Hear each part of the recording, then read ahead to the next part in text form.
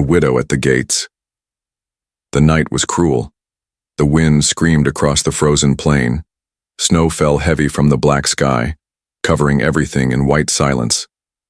The human colony gates stood tall, strong walls of metal and steel, glowing faint orange under cold lamps. Behind those walls, warmth and safety waited, but only for the chosen. Outside, an alien widow walked slowly through the storm. Her skin shimmered faint blue under the snow, her body thin and weak. She carried her small child in her arms. Wrapped in a torn blanket, the child's breath was faint, his little hands stiff from the cold. Her eyes were wide with fear and pain, yet she kept moving, step by step, toward the gates. She reached the colony entrance. 2 human guards stood there, rifles in their hands, warm coats on their bodies. The widow fell to her knees in front of them, snow rising around her. Her voice cracked as she begged, "Please, let us in. My child will not survive this night." The guards looked at her with hard eyes. One shook his head. "You are not allowed inside. Colony rules. No aliens, no exceptions." The widow pressed her forehead into the frozen ground, her body shaking. "I have nowhere else. My husband is gone. I only ask for shelter, just one night," she cried. The guards turned their faces away. Other colonists walking near the gate slowed down, watching. Some muttered, "She should leave. She does not belong here." Others whispered, "It is cruel, but the rules keep us safe." Not one stepped forward to help. Snow piled on the widow's shoulders. Her child coughed, weakly, the sound almost lost in the storm. She pulled him close to her chest, rocking him, tears freezing on her cheeks. Her heart screamed with desperation, but her voice broke into silence. The guards grew restless. "Move away before the commander comes. If he sees you here, punishment will fall on us all." One barked. The widow looked up at them with hollow eyes of someone who had lost everything. "I fought beside humans. My husband died protecting your walls. Is this how you repay us?" she whispered. The guards did not answer. One simply raised his rifle slightly, a gesture of warning. The widow felt the truth. She was not wanted. The gates of safety would never open for her kind. She stood weakly, snow up to her knees.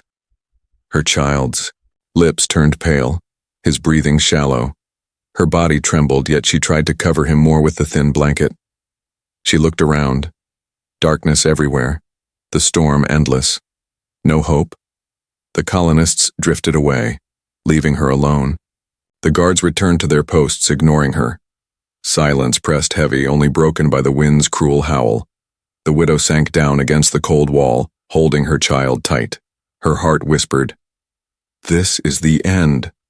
But then, from a small window in one of the houses near the wall, a light flickered. Behind the glass, a human figure stood in shadow.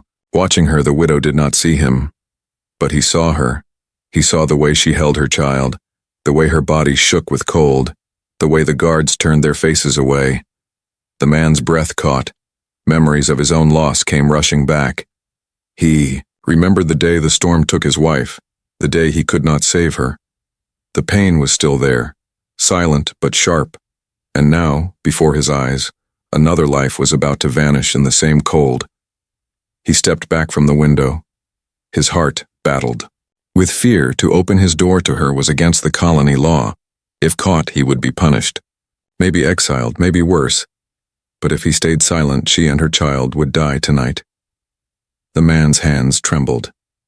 He walked toward his door, each step heavy with danger. Behind the walls, people slept safely, never knowing the storm's cruelty. Outside, but he knew, he remembered he could not close his eyes and turn away. Outside, the widow bowed her head.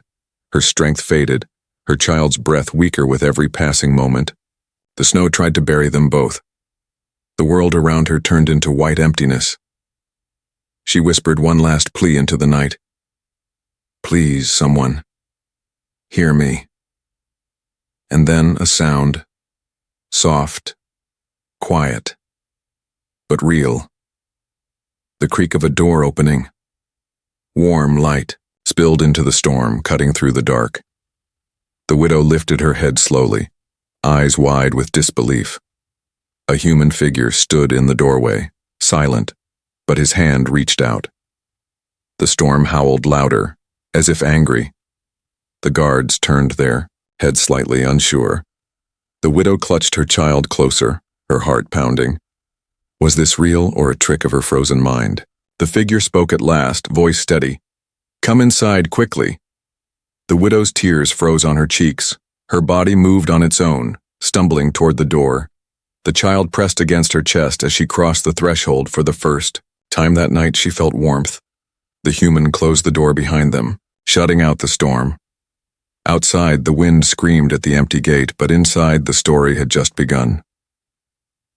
The house was small, built of metal sheets and wood, but inside it felt like another world compared to the storm outside. The fire in the corner stove gave a soft glow, pushing back the darkness. The widow stood near the door, still trembling, snow melting from her shoulders onto the floor. Her child lay in her arms, his lips pale, his breath weak but steady. The human man, Elias, stood before them, his face hidden in shadow, his eyes tired but sharp. Elias had lived in the colony for years. He was not a leader, not a soldier, just a worker who repaired machines and pipes. Most of the colony barely noticed him. But inside his chest he carried scars no one saw. He had once been a husband, once been a father, until the storm took them away. He looked at the widow and her child, and for a moment he saw his own family again. The memory was sharp, cutting, but it also pulled his heart closer to these strangers. He moved slowly, reaching for an old blanket.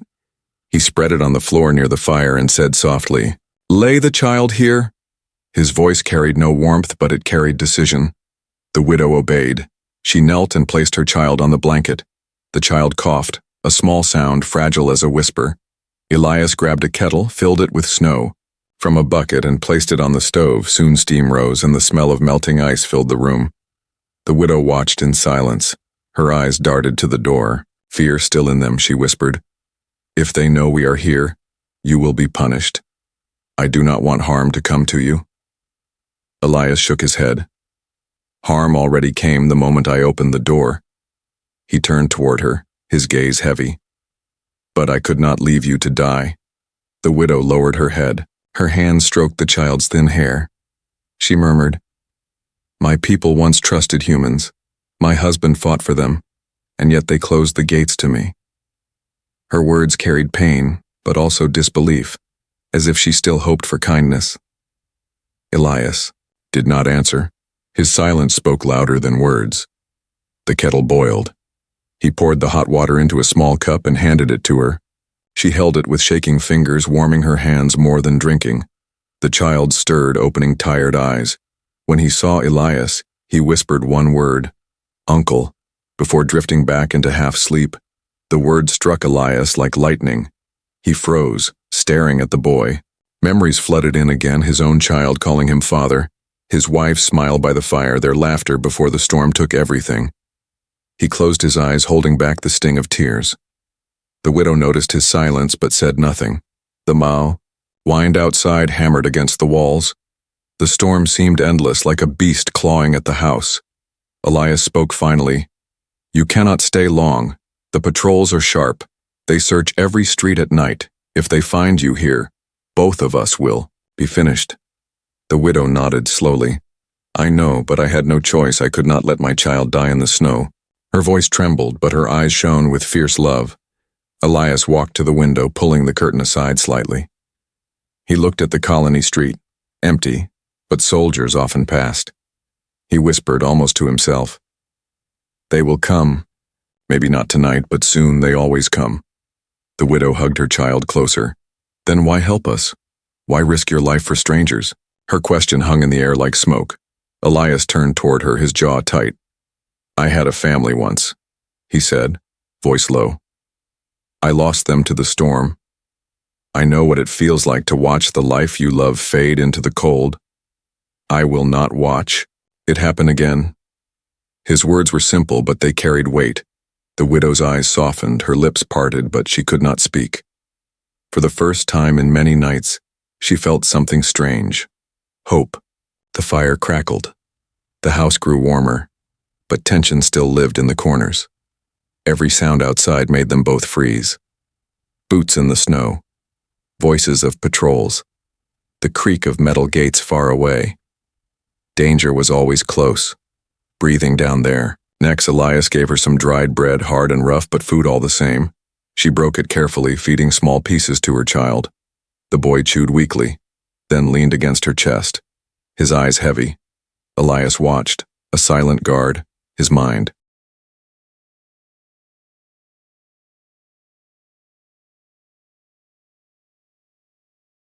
The morning came slow. The storm had weakened, but the cold still pressed against the colony walls. Inside Elias's small home, the fire had burned low, leaving only glowing embers. The widow opened her eyes first, her body stiff, her arms wrapped tight around her child. She listened for footsteps outside, for the sound of soldiers knocking, but all was quiet. Elias sat in his chair, awake but tired. He had not slept, his eyes red, his hand resting on his old rifle. When the widow stirred, he looked at her without speaking. She whispered, "Another day alive, thanks to you." Elias gave no answer, only a slow nod. The child stirred and coughed weakly. Elias stood and poured some water into a tin cup. He held it out. The widow accepted with both hands. Her voice was low. "He needs medicine. Warmth alone will not save him." Elias clenched his jaw.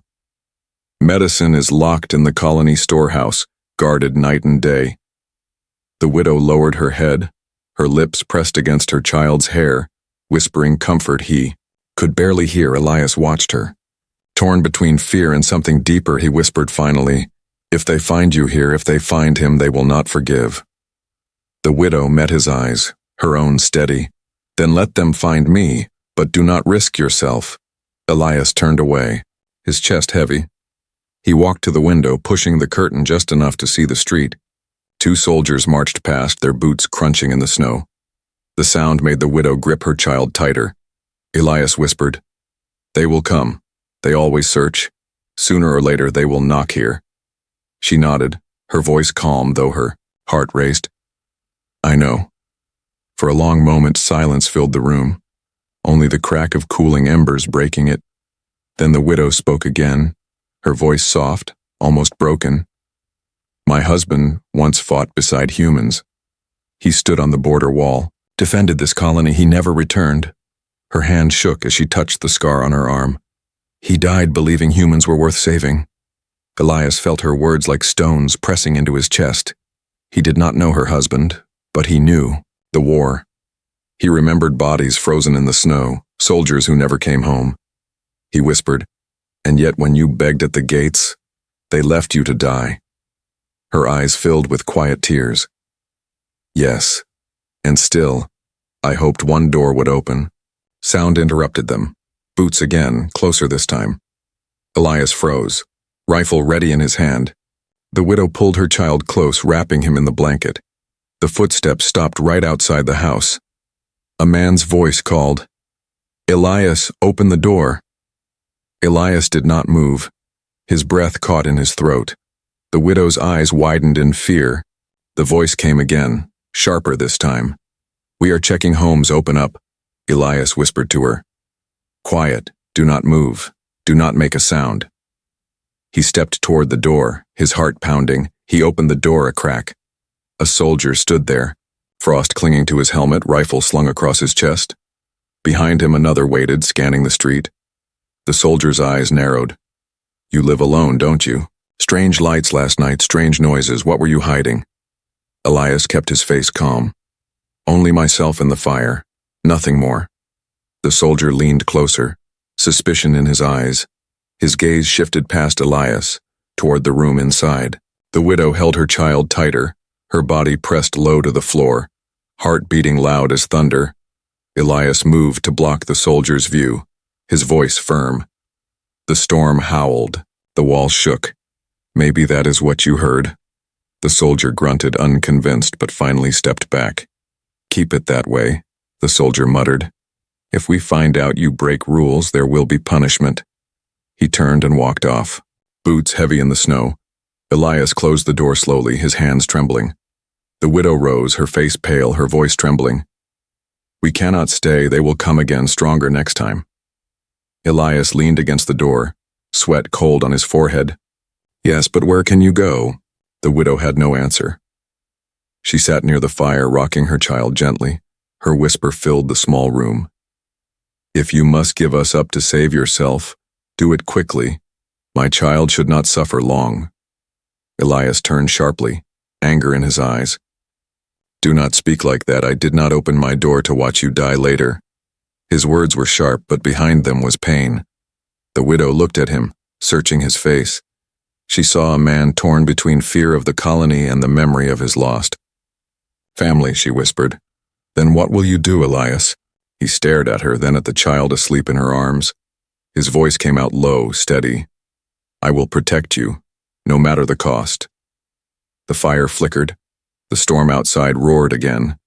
The colony's walls stood tall, but inside Elias's house, another wall had been built, not of metal or stone, but of choice and defiance, and in the quiet between whispers a dangerous bond grew stronger. Night returned, bringing with it a silence deeper than the storm. The colony was quiet, the streets empty, lamps glowing faint yellow against endless snow. Inside Elias's home, the fire burned again, brighter this time, its glow reaching every corner. The widow sat close to the flames, her child wrapped in blankets, his face calmer than before. Elias sat across from them, his eyes fixed on the fire, his thoughts heavy.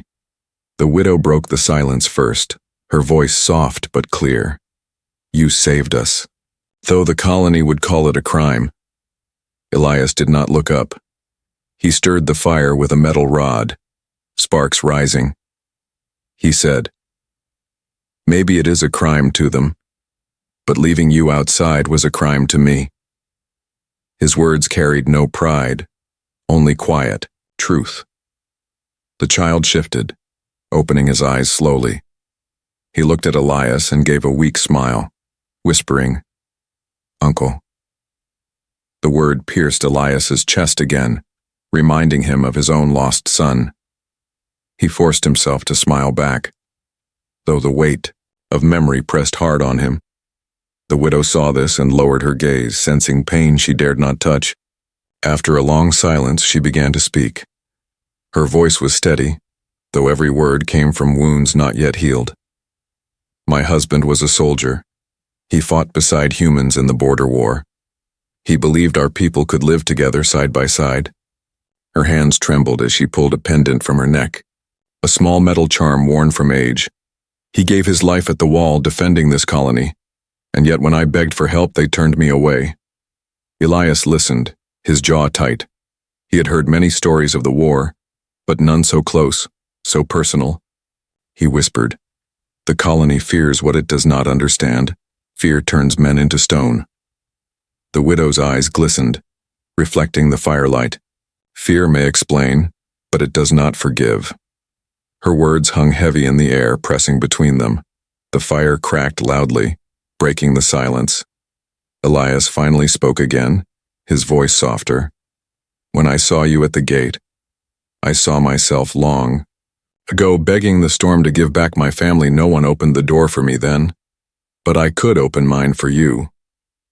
The widow looked at him with surprise, then with something gentler. Respect? Her lips trembled, but she whispered, Perhaps your loss has made room for mercy. Elias said nothing, but his eyes betrayed the storm still alive in his heart. The night deepened. Shadows stretched long across the walls. Outside, a distant howl echoed. Perhaps the wind. Perhaps something else. The widow pulled the blanket tighter around her child, who now slept peacefully. She whispered, The dark has many voices. In my homeworld, mothers used to sing to silence them. Elias tilted his head. Sing then. At first, she hesitated, her voice almost lost. But then a soft melody filled the small room, slow and haunting. The words were strange, alien to Elias's ears, but the sound carried warmth, sorrow, and strength all at once.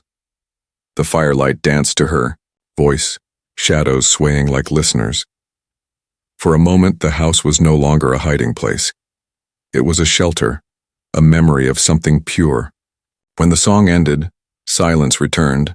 Elias's eyes were wet, though he did not notice. The widow whispered, "It is a lullaby from my people. It tells children that no night is endless. Every dawn will come." Elias looked at her across the flames, his voice rough. "Then let us believe that together." The widow nodded, clutching her child close. But the night was not kind for long. A faint sound reached them, boots crunching on snow, voices carried in the distance. Elias rose quickly, moving to the window. 2 soldiers passed by, their lanterns swinging, their eyes searching. The widow froze, her breath held. The child stirred in his sleep. Elias whispered, "Stay quiet." His hand gripping the rifle by the wall. The soldiers stopped near his door, one of them muttering, "This house always dark.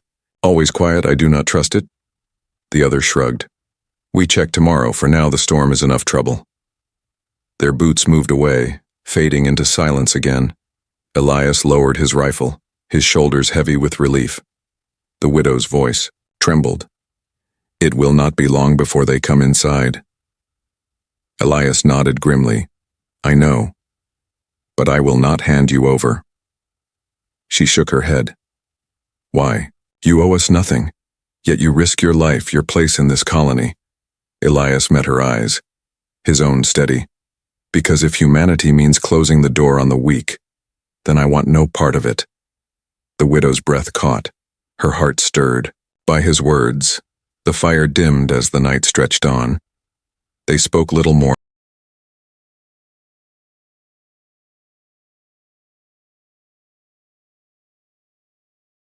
Outside, the colony walls stood high, cold, unfeeling. But inside one small house, warmth lived where it should not have. An alien widow, her child, and a human stranger, together against the storm. And though danger waited just beyond the door, hope whispered quietly between the shadows. A bond was forming, not of law or blood, but of choice, forged in the dark. The days passed, and the storm outside began to weaken. Snow still covered the colony, but the winds grew quiet, leaving behind a heavy silence. Inside Elias's house, the widow and her child found small moments of peace. The boy's cheeks showed a hint of color now, his breathing stronger than before. Elias repaired the stove, shared his food, and kept watch at the window. But peace in a colony built on fear never lasted long. People began to whisper. A neighbor had seen a shadow move near Elias's window late at night. Another swore they heard a child's cough when Elias had lived alone for years. The whispers spread like fire in dry wood, fast and dangerous. One evening, a man named Brant stood at the colony tavern, his voice loud. Brant was known for his sharp eyes and sharper tongue. He pointed his drink at others and declared, "Elias hides something. I saw a figure slip inside his house during the storm, and it was not human." The room grew quiet, all ears listening. Fear crept into their minds, the kind that feeds on suspicion. Soon the whispers reached the leaders. A warning was posted on the board near the gate. "Anyone who shelters outsiders will face punishment, exile, or worse." The words were painted in red, a reminder of how far the colony would go to protect itself. Elias read the sign on his way back home, his stomach tight, his hands cold. Even inside his gloves, that night he sat in silence by the fire. The widow watched him, sensing the weight in his eyes. She asked softly, "What happened?" Elias sighed, his voice low. "They suspect the colony is watching me. Your presence here is a danger not just to you but to me as well." The widow bowed her head. "Then it is time we leave. Better to die outside than bring ruin to the one who saved us." Elias's voice hardened. "Do not speak of leaving. You and the boy would not last a night without shelter, and I will not allow that." But even as he said the words, fear clawed inside him. He imagined soldiers kicking down his door, dragging the widow and child into the snow. He imagined the cold look in the commander's eyes, the punishment that would follow. His chest tightened with each thought. Later that night, as the boy slept, the widow spoke again. Her voice was quiet, filled with sorrow. "If you must give us up to save yourself, do it quickly. I do not want my child to suffer longer than he must." Elias turned to her sharply, his eyes burning. "I opened my door because I refused to watch another family die. Do not ask me to undo that choice." "Theo." Widow's eyes glistened in the firelight. She whispered, "Then you will fall with us," Elias answered without hesitation. "Then I will fall as a man who still remembers what it means to be human." The words struck her heart, heavy and deep. She lowered her gaze, unable to speak. Further, but outside their walls, danger crept closer. Brant, the man who had spread the rumors, returned to Elias's street that night. He stood in the shadows, watching the faint light flicker inside Elias's window. His eyes narrowed as he saw two figures move instead of one. He smiled coldly, whispering to himself, "I was right." The next day, Brant carried his tale to the commander. He told of the shadow, of the cough, of the strange figure that slipped inside the house. The commander listened with a hard face. "Bring proof," he ordered, "and then Elias will answer for this betrayal." Brant nodded eagerly, hungry for the reward. Back in the house, Elias felt the air grow heavier. Every knock on the street door made his heart jump. Every passing soldier made him grip his rifle tighter. The widow saw the lines of worry deepen on his face. She touched his arm gently and whispered, "We are the weight that crushes you." Elias shook his head, his voice rough. "No, you are the reason I still breathe." Her eyes widened, surprised by the raw truth in his words, but before she could speak, the child coughed again, louder this time. The sound echoed in the small house, carrying through the thin walls, and outside Brant's ears caught it, standing hidden in the dark. A cruel smile spread across his face. He turned and hurried away to gather the soldiers. Inside, Elias froze, his instincts sharp. He whispered, "They know. They will come." The widow clutched her child close, fear flooding her eyes. Elias moved quickly, pulling open the cellar door. "Down here, both of you. Do not make a sound." The widow hesitated. "What about you?" Elias met her gaze, steady and fierce. "I will stand at the door. If they enter, I will draw them away, but they must not find you." Her hands shook as she nodded, leading her child down into the dark cellar. As the door closed above her, the last thing she saw was Elias's face lit by firelight, hard but human. Outside, boots began to march, torches flickering against the walls. The sound grew louder, closer, until they stopped right outside his door. A fist hammered against the wood and a voice shouted, "Elias, open up! We know what you hide." The fire inside crackled, the boy whispered in the cellar, and Elias gripped his rifle, ready. The betrayal had taken root. The colony's fear had turned into a weapon, aimed at him. And as the night pressed in, Elias knew the fight for their lives had truly begun. The night was cold and still, but danger marched with heavy boots. Outside Elias's door, soldiers gathered with rifles and torches, their faces hidden behind steel helmets. The glow of fire painted the snow red, and shadows stretched across the walls. Neighbors peered from windows, whispering, pointing, waiting for the show. Brant stood among the soldiers, his lips curved. In triumph, inside the small house, Elias stood by the door, rifle in his hands. His heart beat like a drum, steady but heavy. Down in the cellar, the widow held her child close, covering his mouth with her hand to silence every cough. Her eyes stared into the darkness, ears straining for every sound above. She prayed the door would hold, though she knew soldiers always found a way in. A fist hammered against the wood again. "Elias, open this door or we break it down." The voice was sharp, filled with authority. Elias closed his eyes for a moment, then opened them with resolve. He whispered to himself, "If they want me, they will only find me." The widow heard the words. Through the cracks in the floor, her heart broke. She wanted to rise and stop him, but the boy whimpered in her arms. She pressed her lips against his hair, whispering in silence, "Stay quiet. Stay alive." The sound of metal boots grew louder. Outside. Then with one great strike, the soldiers forced the door open. The wood splintered, falling inward with a crash. Cold air and torchlight spilled inside. Elias raised his rifle, standing tall in the fire's glow. The commander stepped forward, his eyes hard. "Where are they, Elias? We know you hide the outsiders."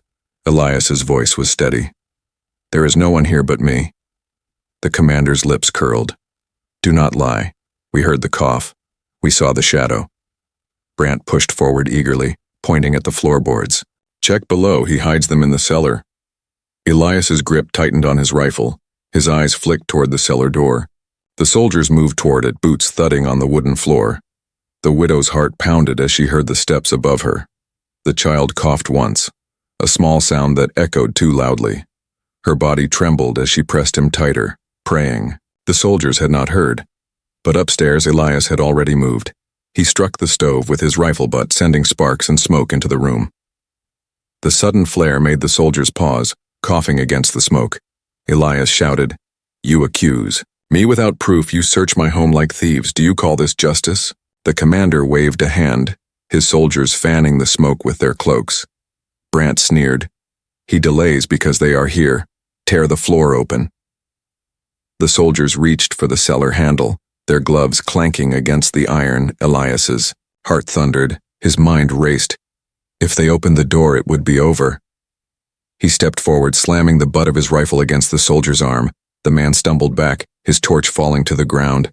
Shadows jumped wildly on the walls. As fire threatened the floor, the commander shouted, "Enough! Hold him down!" Two soldiers lunged at Elias, their weight heavy. He fought back, swinging his rifle, knocking one across the face. The widow listened from below, teeth biting her lip, every sound a blade to her heart.